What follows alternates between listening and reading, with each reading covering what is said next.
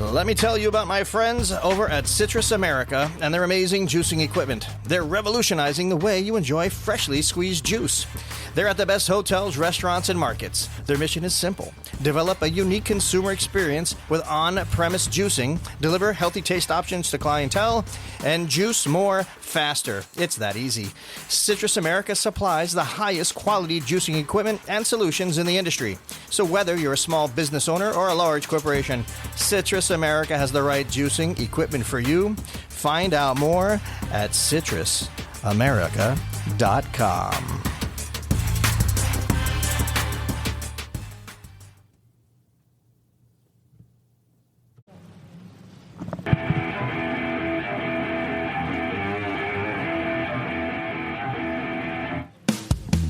All right, this is the Walk and Talk Podcast, and I am your host, Carl Fiadini. We are at the World Food Championship here in Dallas, Texas. This is the last day, and let me tell you something. In retrospect, what a damn good time we have been having, meeting all kinds of great people, seeing how everybody's working in the clutch, working together, the camaraderie. I'm digging it. I am loving it. Chef Jefferson is on the board today, and he's hardly talking. He's been working. It's a miracle. It's a miracle you can even speak. What in the hell? It's a miracle you can even speak. I didn't last night. I know. It's like Wolfman Jack in the house. Ow! It's like that, man. I would not be able to do that right now. I know. No way. All right, so check it out. We got Sean Pooch Rivera on the mic. Hello. Yes. He's 504, man. Indeed, 504 in the house. But we have a special guest right here, sitting next to me on my right. We have the Scott Green. From D.a.T Sauce. Oh, my goodness. 985, man. In the house. Hey. All right, so hold on, man. Hold on. Let me just do this real quick. Okay, so we're talking D.a.T sauce. Now, I was not familiar with this brand right here prior to this event. Now, I will tell you something, and I mean this sincerely. And if anybody who knows me that sees me talking here in this, I don't BS with any of this stuff. If I'm telling you something is good, it is good. And this is good. So, we're going to talk. It's not only good; it's magical. No, seriously, it's really fantastic. Listen, sincerely, and I don't BS. I shoot straight. I don't bring people on and talk about stuff that I don't believe in. Okay, that's the first things first. From the first little dip with the taste, I was just like, holy wow, where has this been all my life? Oh hell yeah! And I mean that sincerely. Like we were eating eating a lot of this, and when we went to your place. On one of the nights there, Jeff cut through a culinary where I had to throw it down. Yeah, these guys. Yeah, dude. Let me tell you something. I have never eaten. That was crawfish, right? Soft shell crab. They're soft shell crawfish. I have never eaten that before in that application. And then when this was all, after we had the ketchup on there, that ketchup, and then the other one, the spicy. Wow. I mean, I'm really digging it. And what Efren did, too. Remember when he put the mayonnaise and made it like a ramen? Oh, he made some concoction. I looked at him like, what'd you do? He's like, mayonnaise. I'm like, oh, it's brilliant. Brilliant. Simple, wow. Anyhow, sir? Yes. Wonderful, wonderful job. Oh, thank you. I know you told me the story, and I want you to take about 30 seconds. Talk about where this came to be. We need to intro him. I did already. Yeah, I did. I said, Scott Green, ladies and gentlemen. Scott Green from D.a.T Sauce in Louisiana. Here, it's the last day, folks. He deserves 2 intros, and you got it. How you like that? And a marching band. Yeah, we did. I remember now. You got the Louisiana band coming through, right? They are coming through. Okay. St. Aug, Marching 100. Oh, yeah. Scott. Yes. Go ahead and what's the airplane view breakdown of how? Because I know it was like a family thing. It was like a whole. So D.a.T, typically when people see D.a.T, they think the Saints. Who D.a.T? My cousin, his name is Don Abner Tabor, and in high school they called him D.a.T for short. So that's where the name came from. The recipe came from my cousin trying to duplicate his wife's grandfather's recipe, which they called pop sauce. So for 10 years, Pops wanted to teach it to him. He said, "Oh no, I'll just get it from you." But he watched. And then when Pops passed away, they ran out of sauce. He tried to start duplicating it. And every year he would make a batch and give it to the family. And say, oh, it's good, but it's not quite Pop sauce. So after 10 years, he finally said, through frustration, this isn't Pop sauce, this is D.a.T sauce. That's where the name came from. That's where the recipe came from. And then we also have a ketchup. So when, I used to be a big ketchup guy, I'd start putting D.a.T sauce in my ketchup and mixing them, and that's how I would eat it. And I said, well, why not make a D.a.T ketchup? So that's where the ketchup came from. The ketchup, I don't know which one I like more, but I think me personally, that has more applications in my life on an everyday, and I could dig it. I get down with this. I'm for this. Okay. Oh yeah. So when I cook, a lot of times I'll do a combination of the two, and I always put a little honey or a little syrup, something sweet. But a meatloaf, that ketchup on a meatloaf, chili, spaghetti, and just so you know, people think hot sauce. We have a hot sauce that doesn't taste like a hot sauce. We have a ketchup that doesn't taste like a ketchup. It has its own little unique, and they're healthy because, we whipping this up, and we don't know about chemicals. We just throwing all this stuff in there, right. and it came out. So. Well, again, amazing stuff. Where do they find? How can they find it? So we're in 3,000 to 4,000 grocery stores nationwide, mostly along the Gulf Coast, but we just got in a bunch of Kroger's in the Mid-Atlantic, from Texas, the Delta, Mid-Atlantic region, Kroger's, Are we in Florida? Are we in Florida? Florida, Winn-Dixie, Florida. I know Rouse's. All there's a bunch. I used to know them all, but we got to the point where I can't, I don't. I get it. Shout out to Rouse's, who's making their way into Florida, finally infiltrating to Florida. Yeah, they're a good grocery store. Very much so. Home of Louisiana. Yeah, and Kroger's was a great one. H-E-B was probably our first chain grocery store we went in, and it was the easiest. I called the lady up, can I send you some samples? Sure, and we want to put you in our Cajun set. So, if you go in there and it's not on the, with the ketchup and hot sauce, ask them for the Louisiana section. That's where it'll be.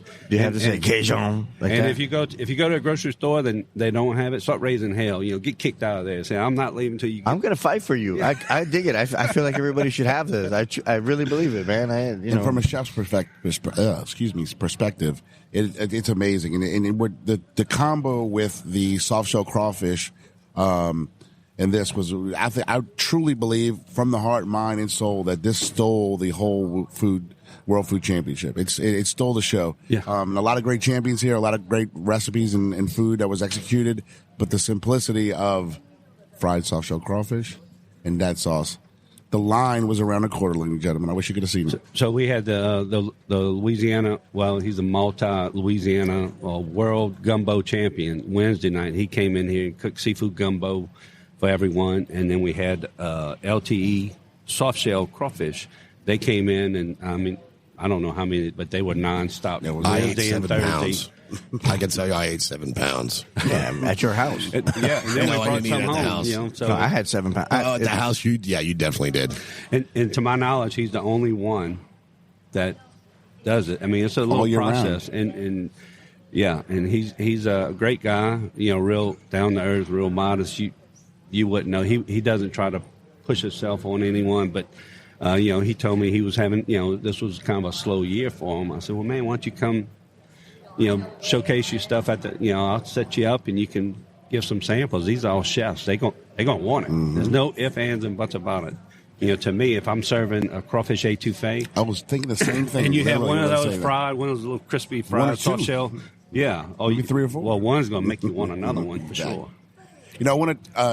I just want to say that I tell you what, we've been to a lot of after parties and a lot of things where we got to promo a lot of products, and not to say that we've been party animals, but we got to go to cook and eat at a lot of people's homes, and sponsors and all of the above. I tell you what, I never felt more at home and more loved and embraced than when we went to your home here, and it was just an amazing time to be with all the chefs from all over the world, Venezuela, Dubai, all over the world, guys. And this is just an amazing experience for me not only to be on this podcast here, but at the same time to experience the love and to showcase the bounty of Louisiana to the world. And we haven't really been able to do that a lot. I mean, we do, but it's through Mardi Gras, it's through Jazz Festival. It's not really through a one single product. And you being here with that sauce, it's just an amazing opportunity for you, but amazing opportunity for everyone to taste our flavor and our robust culinary lineage. You know. Yeah. Well, one of the things that's kind of hard to explain is the culture and the people, because if you came down to Louisiana, we hopped in a boat and we took a ride. Y'all did it right. Y'all showed up at the house with lamb chops, beer, juicer. It's like, I'm a Louisiana boy. I'm not going to come empty-handed. You're welcome to my house anytime. Hey, Scott, this is Walk and Talk, all right? And that's how we roll. Okay, this is how we get down. That's always been a marketing strategy of mine. Like, I was in the oil field, and the way I was successful, very successful in the oil field, and it was through building relationships, the food, the camaraderie, and the same thing in the food industry. I went into the food industry, and, the military is our biggest customer. And, when, you have 300 plus people trying to get to the handful of people that make all of the decisions, it's real challenging. So what we did, we said, well, let's do an after party. We went to one of their food shows, and, at 8:30, everything shuts down, and people are looking for something to do. So let's do a little after party. So, we had food, music, alcohol, and our very first one, we had the little suite up at the top, and you had to have a key to get in. So Chef Kern and I, we each, had 25 keys, and we went around and invited all the, we're having y'all come up, bring a friend. And next thing you know, they all knew me, us. I didn't necessarily know them, but they knew who we were, and we've been doing that for I guess 6 years now. So while what you're saying is a sound marketing strategy and also sincere, I will tell you that, see that guy right there? Yeah. Servant leader. You see this cat right here? 504. Servant leader. Listen, I'm not ever going to go nowhere and be empty-handed, right? Yep. So one way or the other, when you invited us to kind of spend some time with you and your people, we were like, hey, well, what can we do? And we have to represent who we are. So marketing aside, these guys, this is what they do, right? I'm the one that kind of put the vehicle together for people like this to showcase what they do and to bring what they do to cats like you. So that's kind of who we are, right? So it worked out really well in the most organic, natural way possible. So for me, I look at things as it's just meant to be that way, right? Oh yeah. That's how that's the perception the perspective rather that we come from. I'll add to that, because as a person that loves marketing, what you're doing is you're doing it so organically, and you're doing it so kind of like nonchalantly, but you're also doing it sincerely, right? Because as we've said throughout this entire event, food is a medium that brings people together. We walked into that house, that Airbnb. We had no idea who anyone was except you and Bridget London. That was it.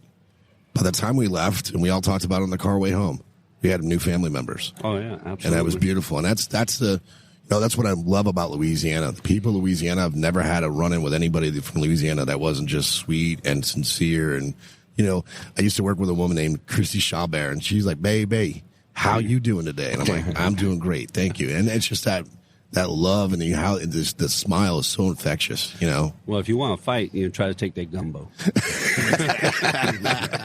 And nowadays it's going to be that sauce. Don't take that sauce. Don't take that sauce. Don't touch that sauce. I love it. Oh my goodness.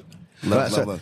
All right, so listen, we were talking a little bit earlier, and you have some relationships, and we have some brands here on the table, and I know it's something you kind of you feel strongly about, and it's something you kind of want to put out into the universe. There, what you got here? So when we decided to do the World Food Championships, we came last year and did a chicken sausage gumbo for the veterans.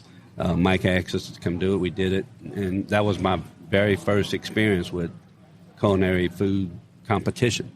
and the World Food Championship. So it was a great platform, and all these chefs, and I always believed the way to get our product into the, like I said, we don't have $1 million for a Super Bowl commercial, but if we can get into people's mouths, we know they're gonna like it. It's all it's hard not to. It's all natural, low sodium, low sugar, all the good stuff you want in a product.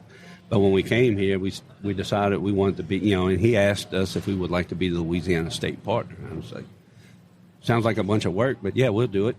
and our goal was to represent Louisiana. Not, that sauce would be represented, but the goal was, the big picture was Louisiana products. So all of our chefs from Louisiana, we even had one from Alabama, but he won the Great American Seafood Cook-Off at the Louisiana Restaurant Association. So, he was a king. How can you not have the king on your team? So we and he's a great guy. He stuck it out through the end. He's just leaving right now, but he's helped us out. They prepared some amazing food last night. I know I sent one of y'all the pictures, but they were on time last night. Really? Chef Amanda did the scallops. I didn't see any Chef pictures. Efren, he was on time. I couldn't even pronounce some of the stuff he was making last night. Some of those sauces, but like I said yesterday, he's the professor. He loves teaching. Shout out to Chef Efren. But Absolutely. So the Louisiana Seafood Board, they gave us some money, and we used that to put up all the chefs. Nice Airbnbs and the Cajun Coast, who they promote tourism and stuff. They gave us some money, and I gave that to each one of the chefs for spending money to help. I didn't want this to be a burden on anyone. And I figured if I could promote them, all the chefs, the restaurants, the hotels that they put, then it's a win-win for everybody. Because I know we're gonna get our share of when you dishing out free food, everybody's coming by to especially some of the stuff we had, the seafood gumbo from went the best in the world. Soft shell crawfish where you can't get it anywhere in the world. We had king cakes from Louisiana, king cakes. We had cheesecakes as well. How are we going to get soft shell? I'm sorry, not king cake, cheesecakes. You're right, Louisiana cheesecake.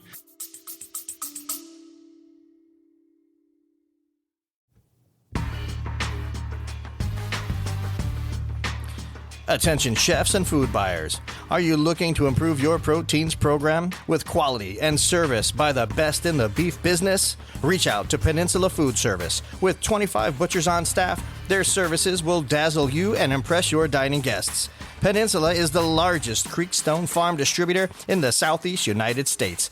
Let the gang at Peninsula Food Service cut your beef burdens away and ask about their dry-aged program. Look them up at peninsulafood.com.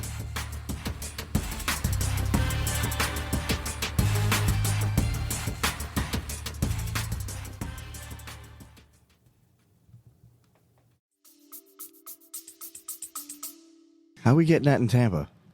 I think we know a guy. Very easily. And Soft shell, the I think we soft know a shell? guy. We can hook it up. We can make it happen. Okay. We need to get into distribution. Seriously, like that was Like we need to find somebody to bring. Maybe Florida Tom. Connect. maybe. Maybe Tom can bring that in Oh yeah, that would be because perfect. he does the smoke. Yeah, smokes fish tip and all that stuff. Tom from. Yeah. Yes, indeed. That's a good. That's a great thing. Here's another thing too with the connections we have as the network, helping him with that soft shells. Yeah, crawfish. Where has that been all my life? Seriously. And it's an unknown because he's never did social media.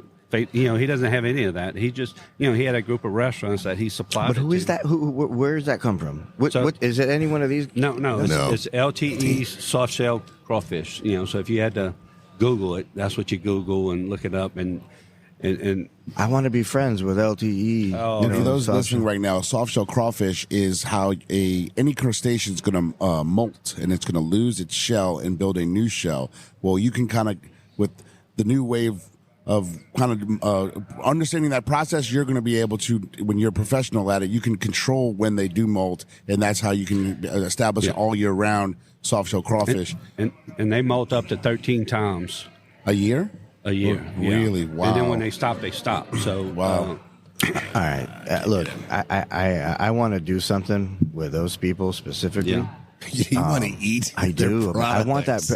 that's not bad for you, right? I mean, that's not like unhealthy. It depends on how you're doing it. But here's the thing: like you guys were like talking a crawfish is not unhealthy. about. No, well, it's got cholesterol, just like shrimp does, and the crustaceans and stuff like that will have it. But I look at it what you guys were talking about earlier with that etouffee. Normally, you get that. It's no offense to anybody. It's the frozen crawfish meat, and you defrost it. You lose so much of that yumminess. But if you were to use that, and then like you were talking, Chef Pooch, is that having that crunch? That's another layer of texture. Yeah.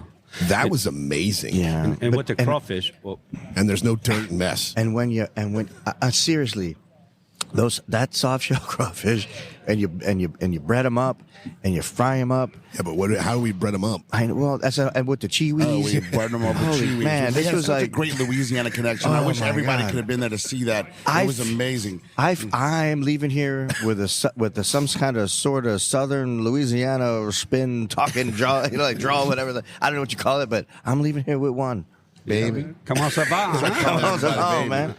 You know, one thing else. I'm sorry to interrupt you guys, but I just wanted to showcase something that I love to see, and it's something that everybody.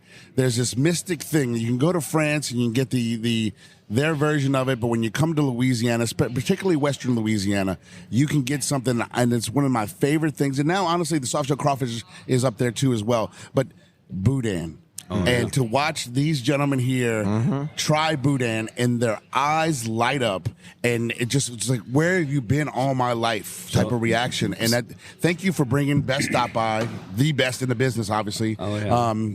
And thank you for enlightening the world on Boudin and on all Louisiana products. But it's just so great to see people try something they never tried, they've seen on TV, they've heard the folklore, and then when they get it, it's just, man, it's one of the most fulfilling feelings I get when I see people enjoying the bounty of Louisiana. I just want to go. Where can you? Off in the green room before we got on, Scott? You said where is this mostly? Scott, the smoked Boudin.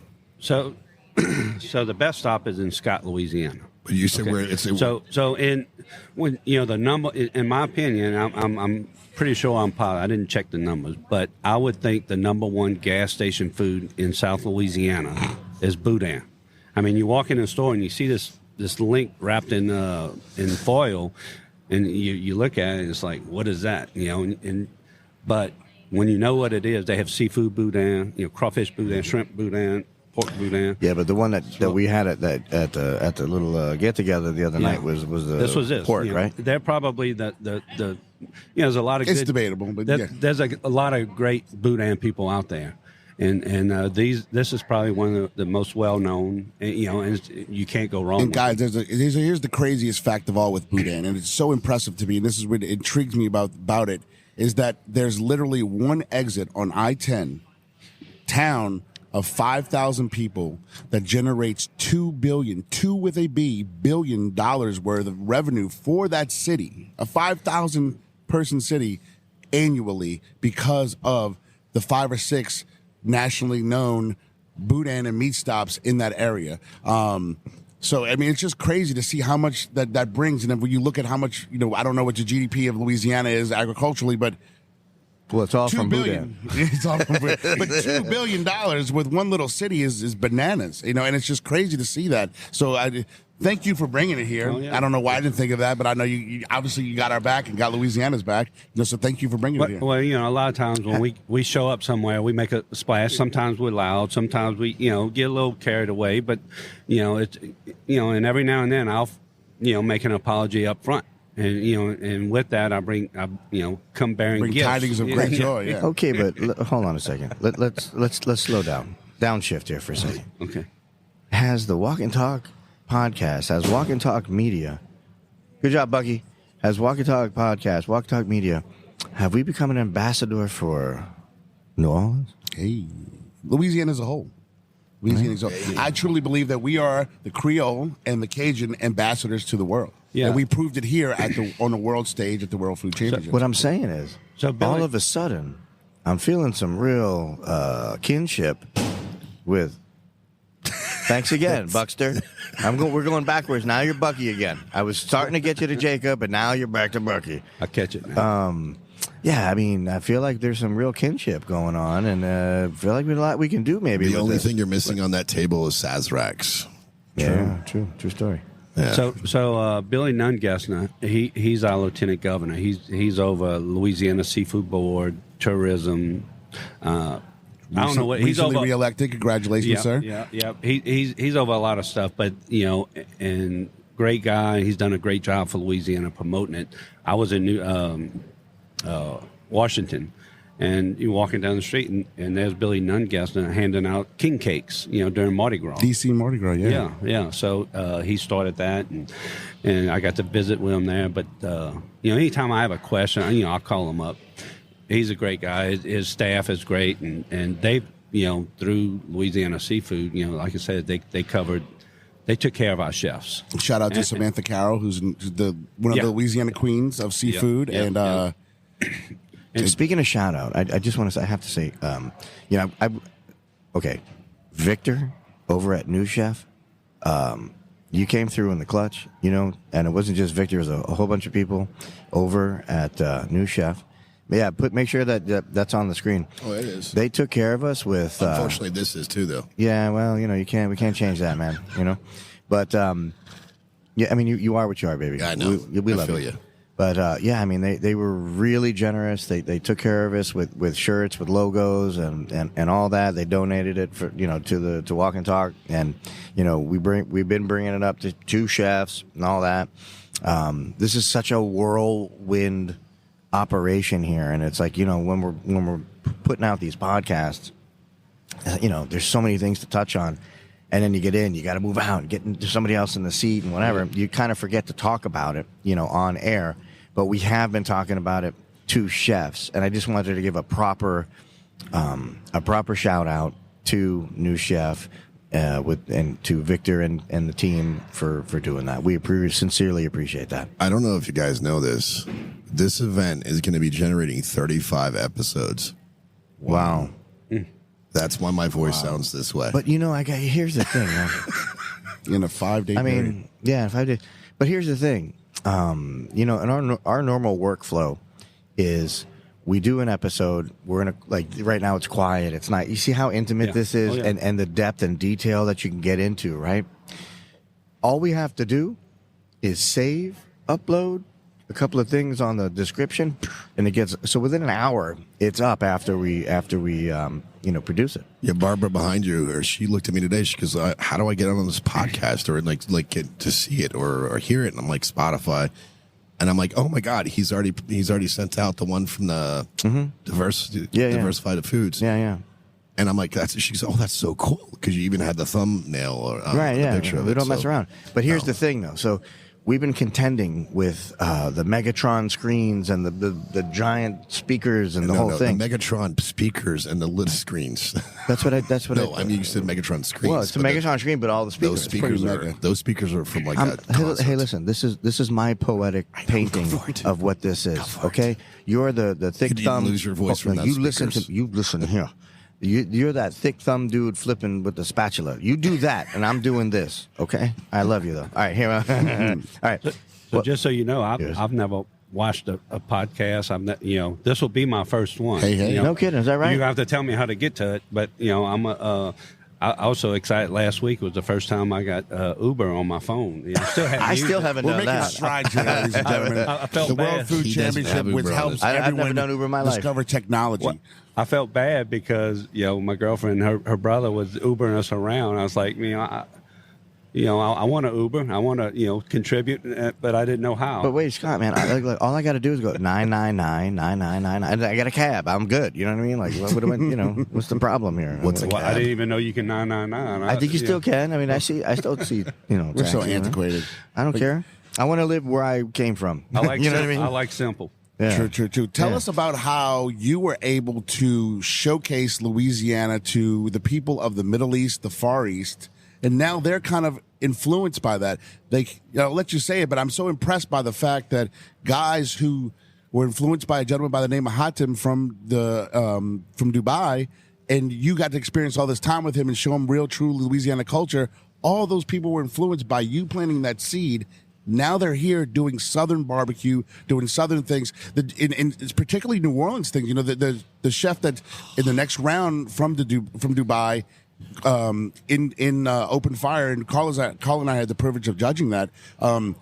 These guys, I didn't know this, and I'm so impressed by it. It almost brought me to tears. He's like, I stopped in New Orleans. I wish I knew you were from New Orleans. I wish you knew you would have been here, because I stopped in New Orleans. I bought all the spices from New Orleans. I made my own Bayou blend. I was like, he's like, I called it Bayou blend. Then I found a voodoo priest to bless it for me, and now I'm into the last round. And I was like, this is so crazy. He could have flown into Dallas. He flew into New Orleans to make sure he could have that New Orleans experience, Louisiana experience, then come to Dallas 8-9 hours later on a drive, but all because of you planting that seed. And I'm so grateful for that. And the people of Louisiana, I know, are grateful for that as well. But can you tell us a little bit about that? So we've done this Louisiana experience.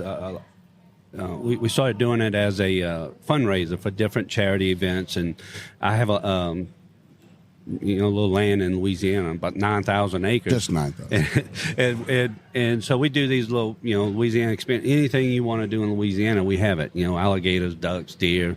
We had a guy want to come shoot nutras. If you want a bird watch, we do it all.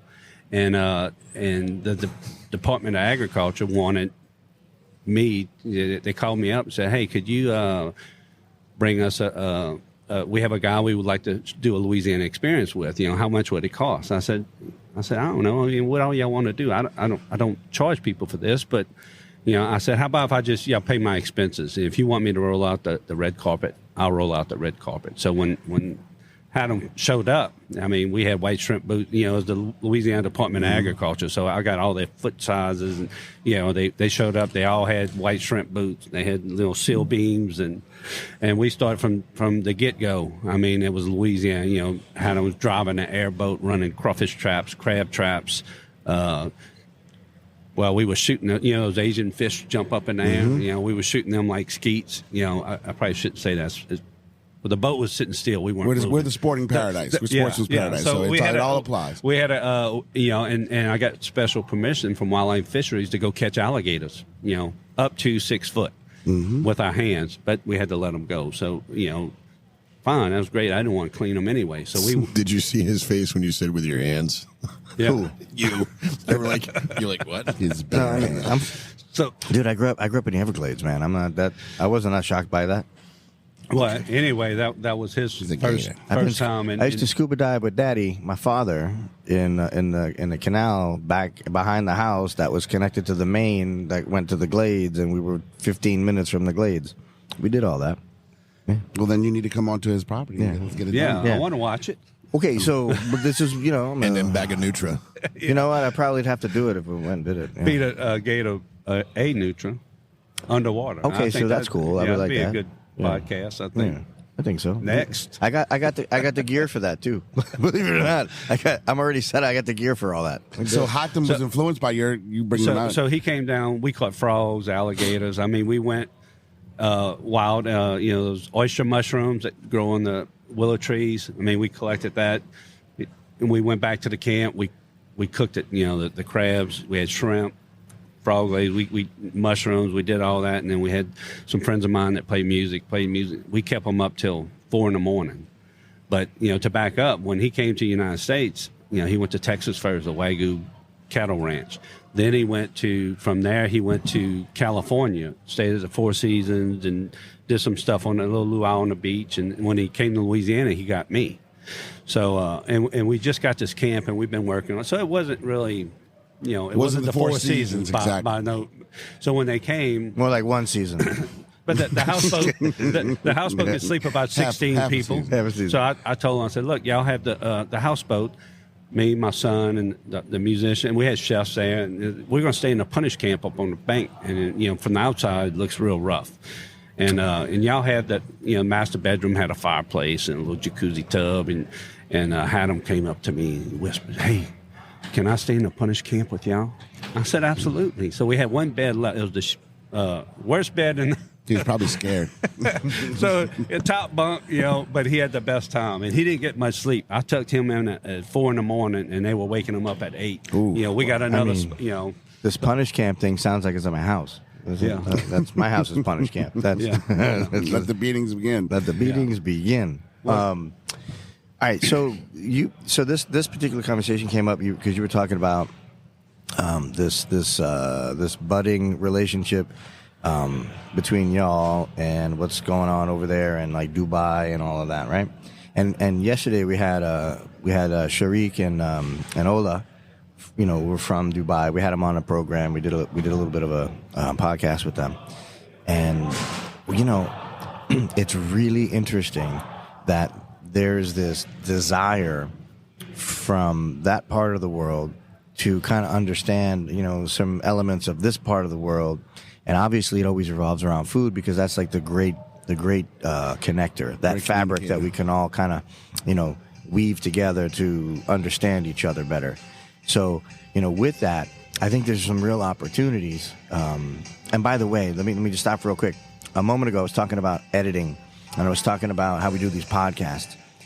All those 35 episodes that you were talking about, I have to go in and I have to adjust all the audio and all the sounds so that you can hear the guests who were on while we were in the midst of so much action and competitions and the judging and these, 70 billion watt, speakers that are like behind us. Like, yeah, that's what I was trying to get. Right. Across. I know. I didn't want to leave everybody hanging on that one. At the end of the day, man, those are going to start like slacking out over the next couple of weeks because that's going to take forever to put it together. Sounds like a fun job. Yeah, but what I am going to no, it's horrible. But what I am going to do, we had a few podcasts that we showed up here super early before all the music and everything came on. Those, including this one that you're on right now, Scott, we're going to put those out first. Oh, I feel special. You should feel special, because this is our actual normal podcast format, okay? Yeah. So the other ones are a kind of a revised or diluted version of what we normally do, right? So we gotta juice those up a little bit, trick them up a little bit. This is gonna be going out probably if I can get some Wi-Fi over here, I can get this out today. So.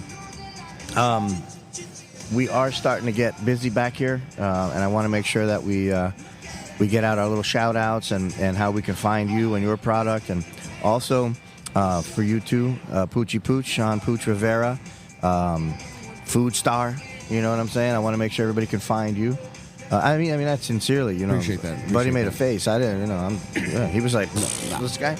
He went like this. He goes, like that? I'm like, no, I'm only kidding. He didn't say that. All right. Scott, yeah. How do we find you? In the swamps. In the swamps. Yeah. GPS, maybe? When I get home, I'm jumping in the mud boat, and I'm heading out to the swamps. Got to go get your feet dirty. I get it, man. I understand. Breathing that good fresh air. Oh, yeah. I'm going to have a gun and a fishing pole, but I don't plan on touching them. Yeah. I'm going to have an ice chest, and I'm going to wear it out. I don't blame you. My goodness. Ice cold water. So tell us what the Instagram is for that sauce. I mean, if you go to that sauce, Instagram or... Like I said, .com. You get all the information on it. Louisiana.com. We can find it on the big World Wide Web at the www. No, I'm kidding. Datsauce.com. Datsauce.com. We'll go to Instagram, look up Dat, D.A.T, sauce, and you can find this fella right here and all his delicious products. Poochie Pooch. At Foodie Patootie on Instagram. And I want to take this opportunity to say thank you to all the chefs in Louisiana. I would not be here. Scott would not be here if it wasn't for you guys every day hustling and bustling to showcase our bounty of our state. Thank you to Louisiana Select. Thank you to Guidry's Catfish, Best Stop. Thank you to Dat Sauce most of all. And look, say two gumbo. Gumbo in the bag. Say two gumbo. Thank you, Billy Nungesser, Louisiana Seafood Commission. All of you people who allow us to showcase the bounty of Louisiana. We're privileged. Wow. You know what? I appreciate all y'all for being here and for us doing this. And look, I want y'all to come down and do this y'all podcast on the bayou. We can too. We'll go sit in one of those making afraid cabins. Punish camp. Yeah. I want the punish camp. All right. Hey, everybody, thank you for listening. Tune into this, man, and make sure y'all share because this, it's a big deal. What we're doing. Number one food podcast. The number one food podcast. Number one in the world. And widening the gap. We are out. Hey, and thanks Pablo Vivas for this badass song, man. I love you, dude.